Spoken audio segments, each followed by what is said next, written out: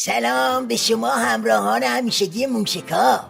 آقا پریشب شقفری با لب و لوچه زهرآلود اومد تو تیویریش تا یه قمپوزی در کنه و جام زهر و جرعه حیات جلوه بده.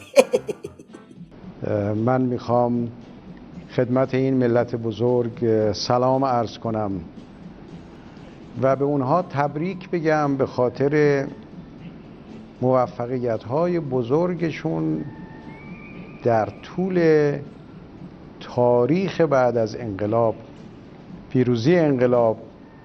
پیروزی در دفاع مقدس و امروز موفقیت در موضوع مهم هسته‌ای. یعنی میخواد زانو زدن فضاحتبار رژیم رو یه پیروزی تاریخی جلوه بده و به این ترتیب صورتشو با سیلی زهرمالی سرخ نگه داره. اما از این سیرداغ پیازداغا که بگذریم میرسیم به آش اعتدالی و زهرمالی شده شقفری برای دلواپسای نظام.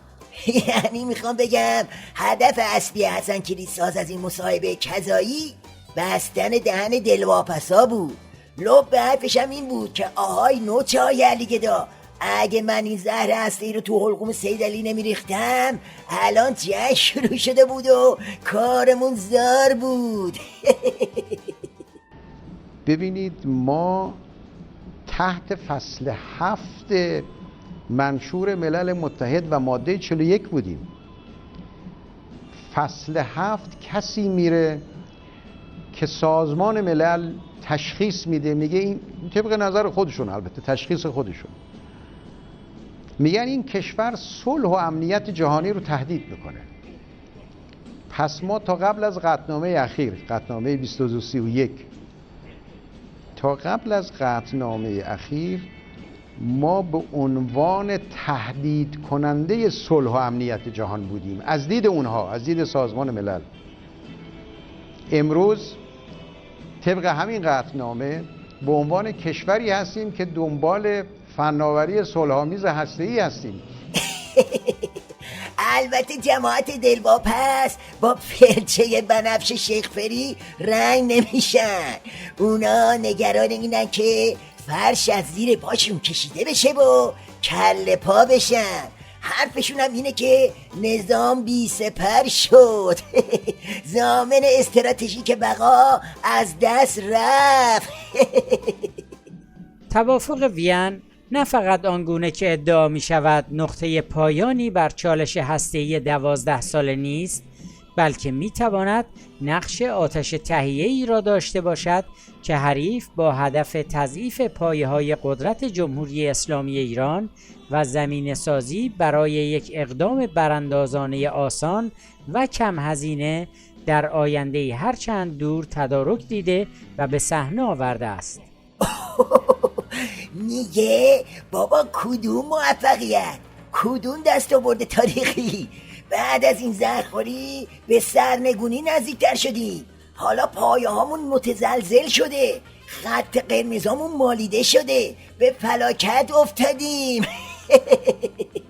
اگر در توافق و قطعنامه از این خطوط قرمز عبور شده باشد که در مواردی شده است، اصلی ترین پایه اقتدار نه فقط نظام اسلامی بلکه انقلاب فراگیر اسلامی در جهان و کانون امید و حیات آفرین ملت‌های مسلمان متزلزل شده است.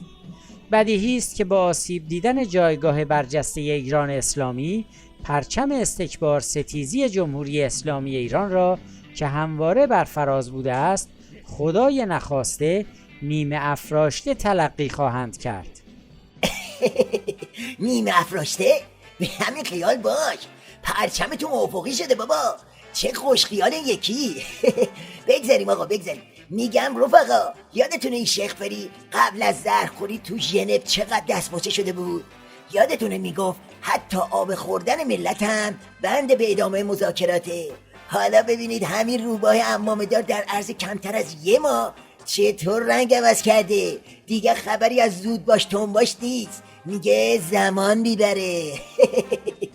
اما اینکه کسی فکر کنه که امروز که توافق شد فردا صبح آثارش رو میبینه، اینجور نیست. این نهال قرض شده است. بدونن این نهال میوه میده، درست کاشته شده، به ثمر میچینه. این نهال البته زمان خودش رو هم داره، باید زمانش سپری بکنه. در این دوران ما باید همدل باشیم، همزبان باشیم، مشارکت کنیم، در کنار هم باشیم، تلاش بکنیم، همه حمایت کنن. ما مردم رو همه جا میخواییم.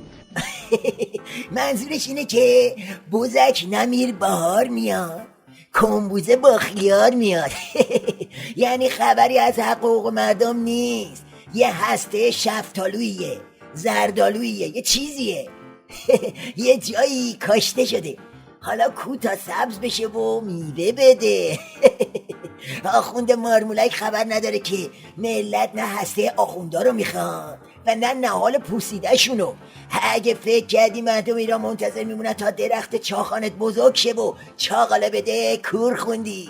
مردم ایران حقشون از گلوی تو و باقی امریشات بیرون میکشن. میگی نه، حالا نگاه کن.